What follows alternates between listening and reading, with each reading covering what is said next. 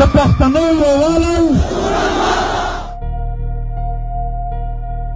یووالی 11 اکتوبر ته به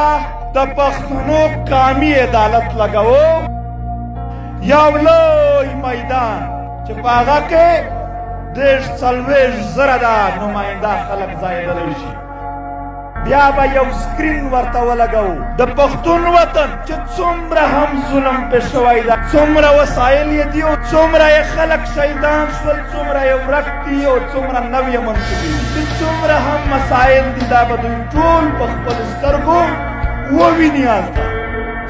بیا به دغه لوی میدان پر شا د هرې ضلع مشران به خپل خپل ټیم ته لاړ شي زموږ په خوښه نه د دوی په خوښه به یو سړی وټاکي او ټول مشران به هم دا په قرآن قسم ورته خورو هلته قرآن به پروت وي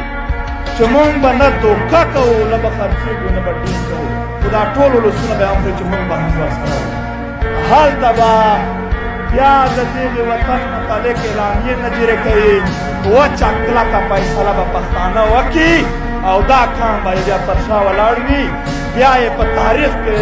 تاسو وګورئ چې د احمدشاه بابا تاریخ ژوندی کېږي که نه دا یې حل دی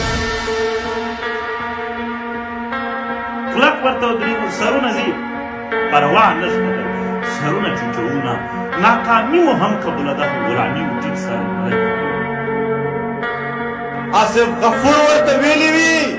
چې د دوی ټایم از اپ چې د دوی وخت ختم شوی دی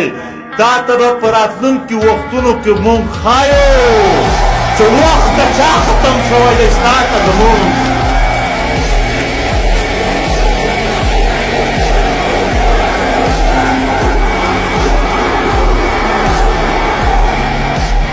د نفرت ورته تېرې شوي دي پښتانه یو بل ته غاړې ورکوي پښتانه د یو چکر د یو ګېډې لاندې ناست دي باید ټول وستایل شي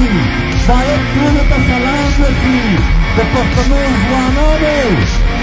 ستاسو قربانیو ته سلام